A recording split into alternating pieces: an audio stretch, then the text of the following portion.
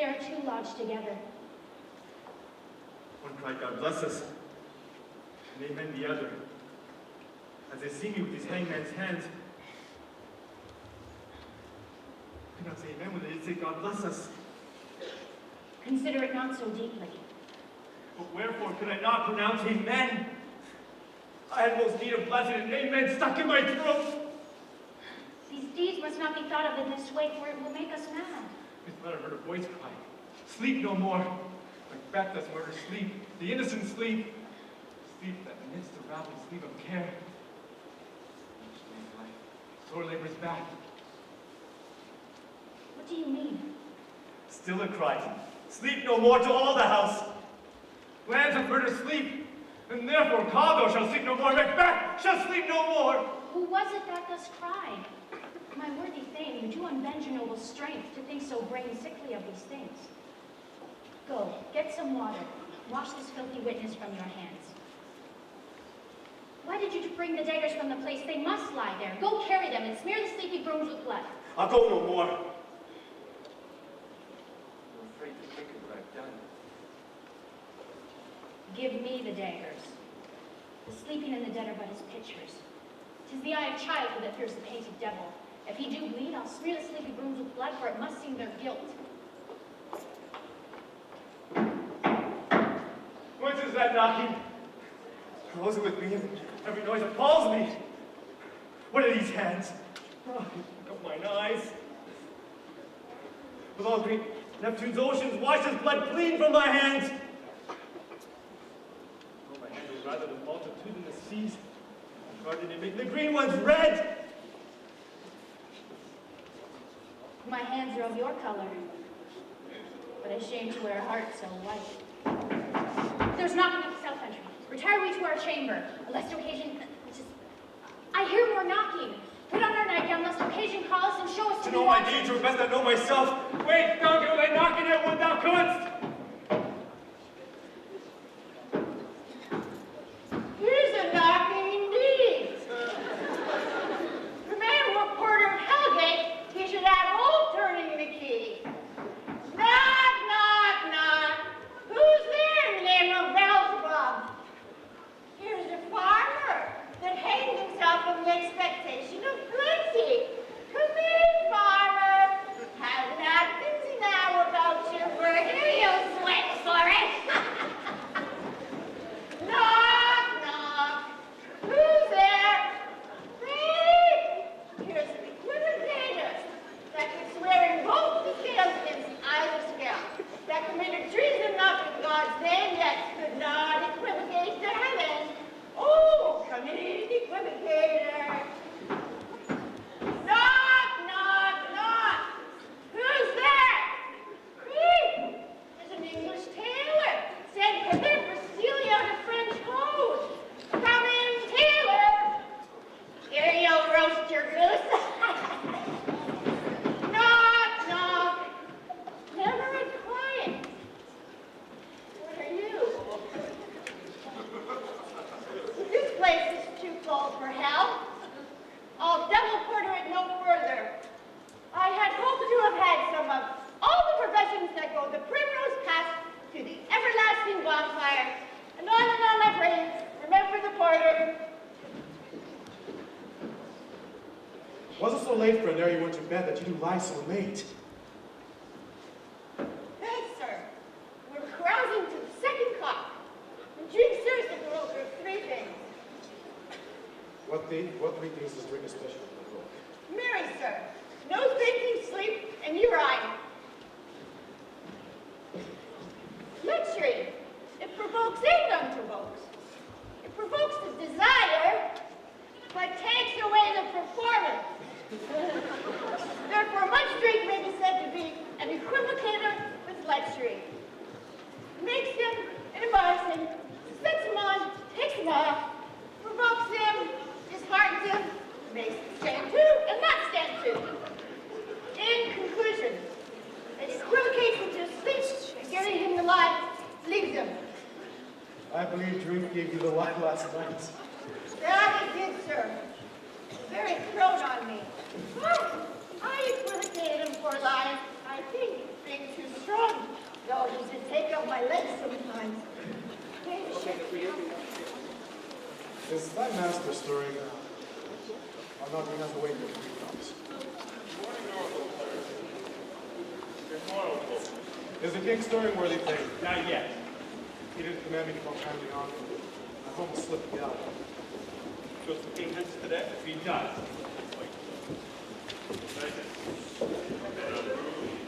Where we lay, our chimneys were blown down, as they say. The men being thrown into the air. Was a rough night. My own remembrance cannot parallel a brother's. Oh, horror! Horror! Horror!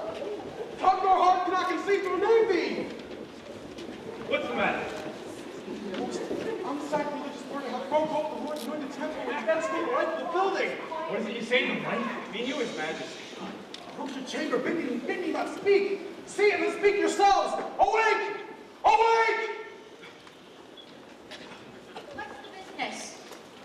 Gentle lady, 'tis not for you to hear what I can speak. Oh, Banquo, our royal master's murdered. What's in our house? What is the business? You are, I know it. Your royal father's murdered. By whom? Those of his chamber, as it seemed, had done it. Their hands and faces were all badged in blood. So were their daggers, which unwiped we found upon their pillows. They stared and were distracted. No man's life is to be trusted with them. Oh, yet I do repent of my fear that I did kill them. Wherefore did you speak? Who could be wise, amazed, temperate, and furious, loyal, and neutral all in a moment? No man. The expedition by vital love outrun the paws of reason. Here lay Duncan, his silver skin laced with his golden blood. His gashed dabs look like a breach in nature, a rune's wasteful entrance. There the murderers steeped in the trades of their blood. And their daggers unmanfully breached. Who could refrain that our hearts to love, and in that heart, courage to make laws known? Help me hence. Look to the lady. Look to the lady. When we have our naked frailties hid that suffer exposure, let us please. But question this most bloody piece of work to know it further. Fears, weakness, and in the great hand of God I stand, and thence, against the undivulged pretense, I fight in his mouth.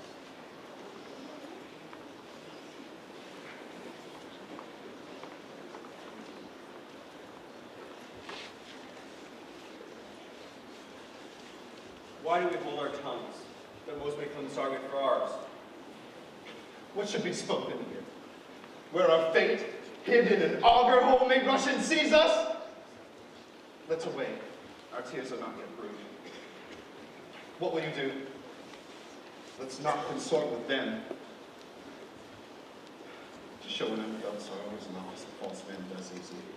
I'll to England. To Ireland, I. May our separate fortunes keep us both safer. Where we are, there's daggers and men's smiles. The near blood, the near bloody. This murderous shaft that shot hath not yet lighted, and our safest way is to avoid the aim. Therefore to horse, and let us not be dainty of leave-taking, but shift away. There's warrant in that theft, which steals itself, and there's no mercy left.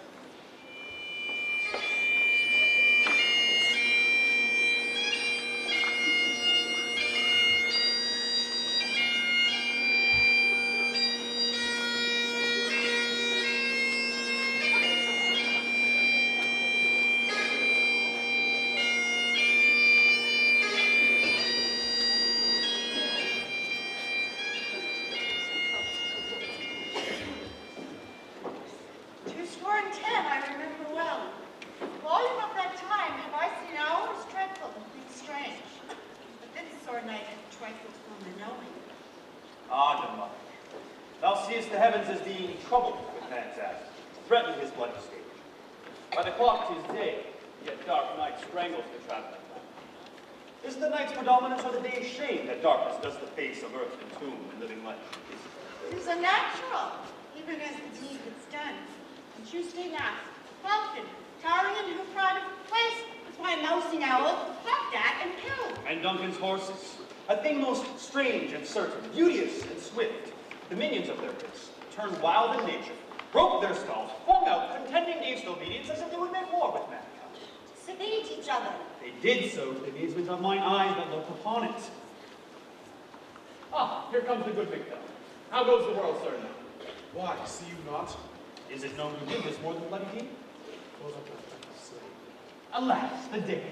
What good could they please have? They were suborned. Malcolm and Donovan, the king's two sons, were stolen away and fled, which puts upon them suspicion of it. Thriftless savage, that both raven up thine own life's needs. Then 'tis most likely the sovereignty will fall upon Macbeth. He has already named the grounds he stole the rest. Where is Duncan's body? Will you just go? No, cousin, not to fight. Then I will fit. May you see things done well. That's what all the servants Farewell, mother. God's goodness will be with you. And with those that make you path and friends of God.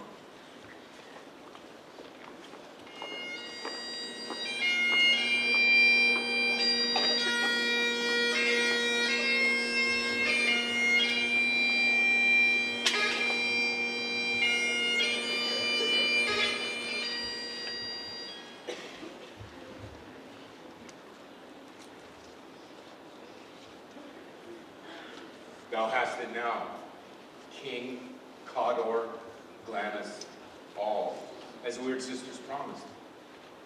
And I fear thou playest most foully for it. Yet it was said it should not stand in thy prosperity. Myself should be the root and father of many kings. If truth come from them, as upon me, Macbeth, their speeches shine. Aye, by the verities on thee made good, may they not be my oracles as well, to set me up in hope.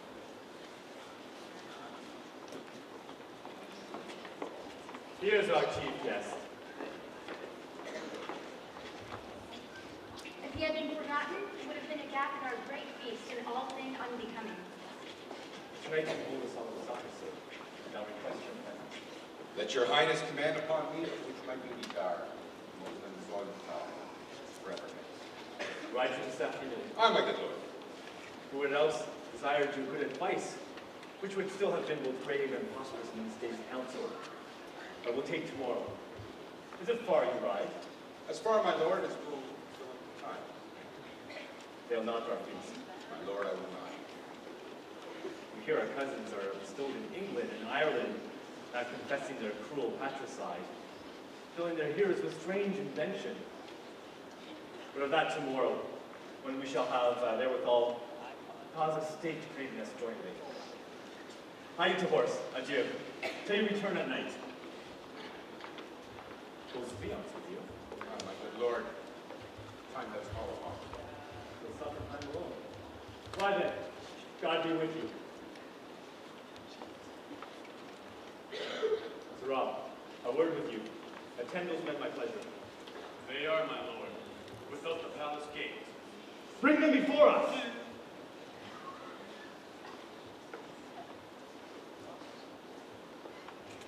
To be thus is nothing. To be safely thus. Our fears and banquets dig deep in his royalty of nature that lies. In that which would be feared, 'tis much he dares. In the dauntless temper of his mind, he doth have a wisdom that doth guide his valor to act in safety.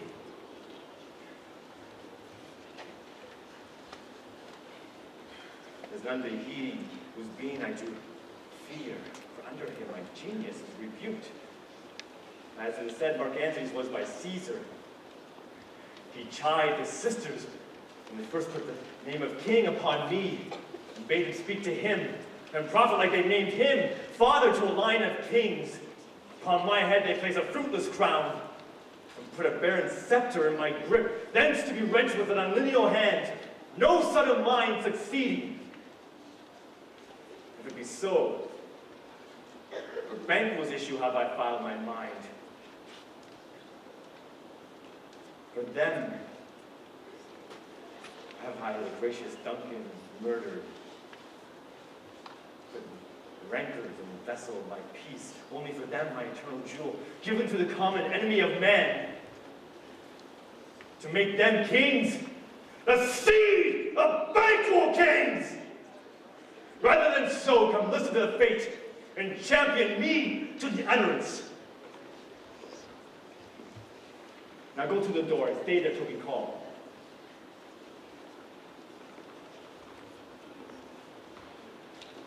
Was it not yesterday we spoke together? It was, so please, Your Highness. Now then, have you considered of my speeches? Know you that it was he, that in times past had kept you so in the fortune, which you had thought was our innocent self. This I made good to you in our last conference. Cast in probation how you were born in hand, how crossed the instruments, who wrought with things, all things else that might, to half a soul and notion craze, say thus did Banquo. You made it known to us. I did so and went further, which is our point of second meeting. Do you find your patience so predominant in your nature that you can let this go? Are you so gospel to pray for this good man and for his issue, whose heavy hand hath beggared you and bowed you to the grave? We are men, my liege. Aye, in the catalogue ye go for men, as hounds, greyhounds, and mongrels are kept all by the name of dogs. The value filed distinguishes the swift, the slow, the subtle, the housekeeper, the hunter. Everyone according to the bounteous gift which nature has put in him. I will put that business in your bosom, whose execution takes your enemy off, grapples you to the love and heart of us, which our health in his life is but sickly, which in his death were perfect. I am one, my liege, whom the vile blows and buffets of the world have so incensed that I am reckless in what I do to spite the world. And I another, so wearied with disastrous tugs of fortune that I would set my life on any chance to mend it or be without. Know both of you that Banquo was your enemy. Aye, my lord. So is he mine. And in such bloody distance that every minute of his being thrusts against my nearest of life. And though I could, with bare-faced power, sweep him from my sight, yet I must not, for certain friends that are both his and mine, whose loves I may not drop, but wail his fall, whom I myself struck down.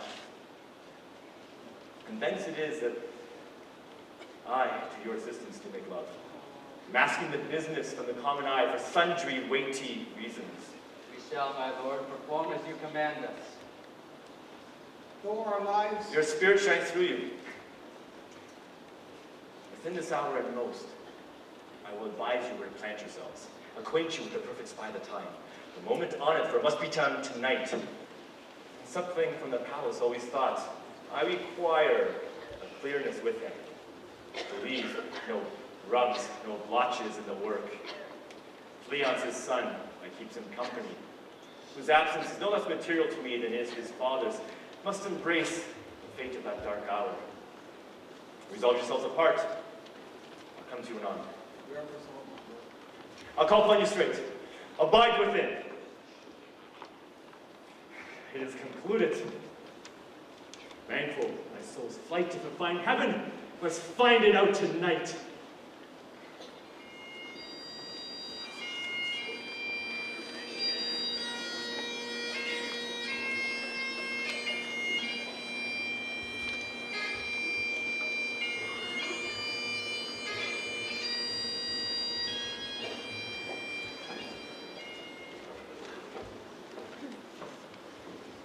Is Banquo gone from court?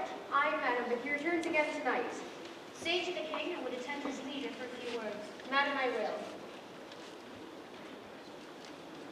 Not had all spent, where our desire is got without content. 'Tis safer to be than that which we destroy, and by destruction dwell in doubtful joy.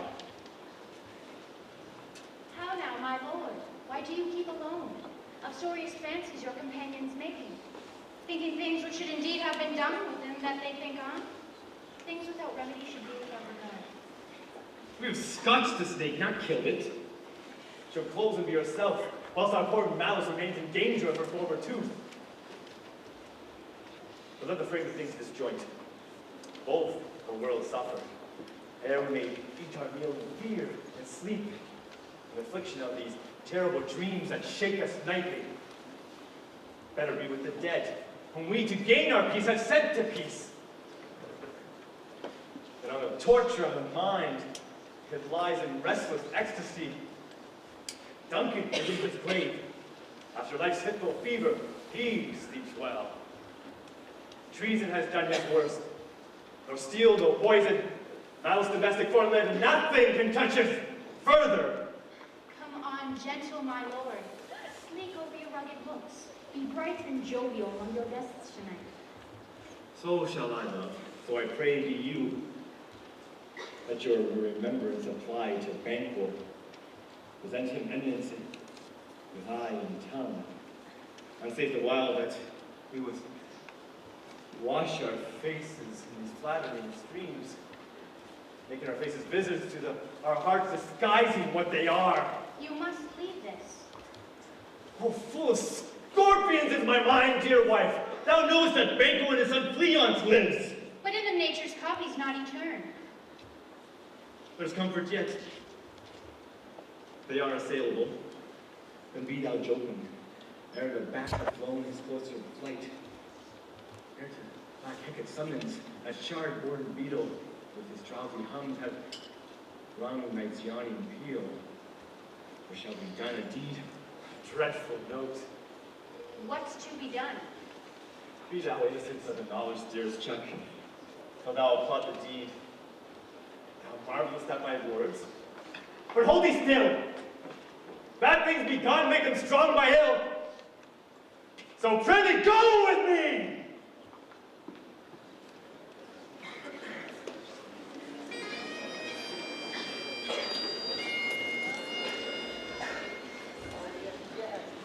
I hear the horses. Give us light there, ho! Then 'tis he, the rest that are within the note of expectation, already are in the fort. These horses go about. Almost a mile, but he usually does. As do all men from hence to the palace gates, make it their walk. I'm like, 'Tis he, stand toot.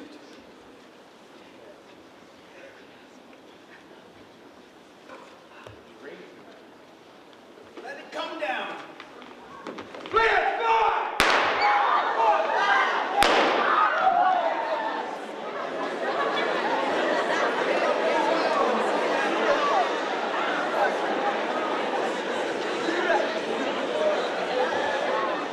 Let me alone the better half of our affair.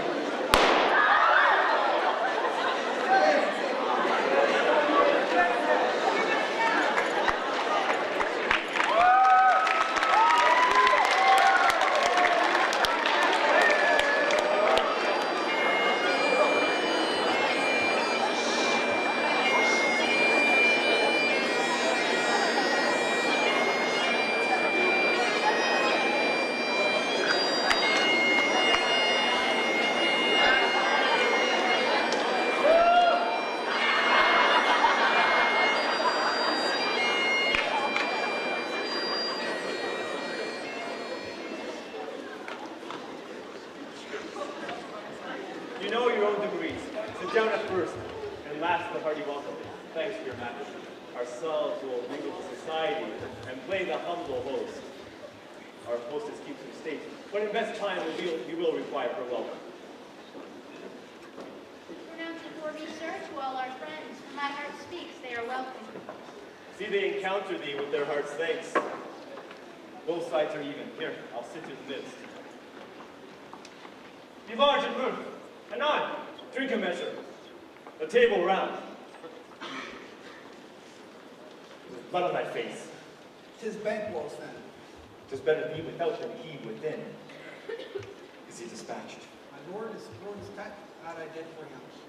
Thou art the best of the cutthroats. Yet he's good at the delight for Fleance. If thou didst it, thou the non-foray. Most royal sir, fans escape. Now comes my fit again. Had house been perfect, whole as the marble, founded as the rock. Broad in general as the casing air, benign and cabin crib, refined, bound to saucy doubts and fears. The Banquo safe? Aye, my good lord, safe in the ditch he bides with 20 trench gashes on his head, the least a death to nature. There, let the grown serpent lie, the worm that is fled, hath nature and time will venom breed. No teeth for the present. Get thee gone! Tomorrow we'll hear ourselves again. May it please your highness, sit. Here had we our country's honored root. Were the grace person of our banquo present, whom may I rather challenge for unkindness than pity for mischance? His absence lays blame upon his promise. Please it, your highness will grace us with your royal company. The table's full. Here is your place reserved, sir. Where? Here, my good lord.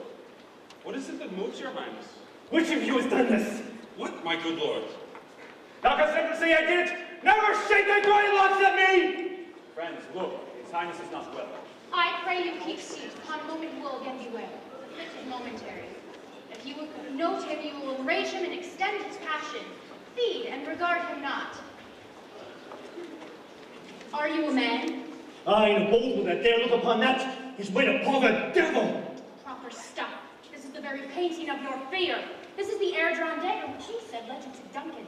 These flaws and starts, impostors to true fears, would well welcome a woman's story to a winter's fire.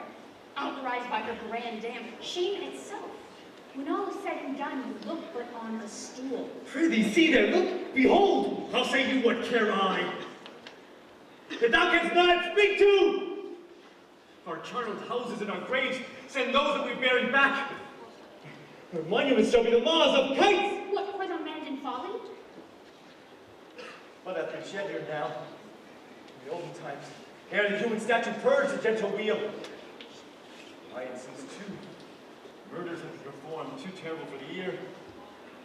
The time hath been, when the brains were out, the man would die and thus an end. And now they rise with 20 mortal murders on their crown, and push us from our stools. Aye, this is more strange than any such a murder is. My worthy lord, your noble friends do lack you. I do forget. My most worthy friends, do not muse at me, for I have a strange infirmity which is nothing to those that know me. Come, health and love to all. Come, give me wine, fill full. I'll drink to the general joy of the whole table, and to our dear friend Banquo, whom we all miss, would he were here. To all and him we thirst, and all to all. Our duties are pledged. Of what? And quit my sight! Let the earth hide thee! Thy bones are marvelous! Thy blood is cold, thou hast no speculation in those eyes that thou dost glare with! Think of this What here man as dare? a thing of custom, I 'tis dare. no other. It'll Take any despoil, shape, oppress thy your firmness shall never tremble with fear! And dare me to the desert with thy sword! If trembling I inhabit, then protest me the baby of a girl. Hence, horrible shadow, unreal mockery, hence! Why so being young, I am a man again. Pray you, sit still! You have displaced the mirth and broke the good meeting with most admired disorder.